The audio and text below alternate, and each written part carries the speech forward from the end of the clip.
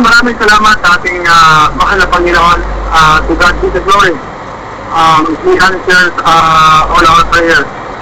And remember, in unity and in purity, there is a victory.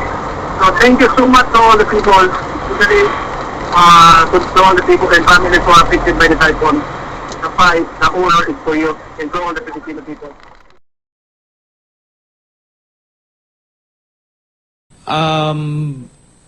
Talagang plano na namin yan. Pina-finalize na lang namin yung date, yung kung anong araw. Kasi mag ano pa kami ng mga relief goods. May pang i-repack pa namin yung mga sardinas, bigas, lahat. At yung mga iba pa.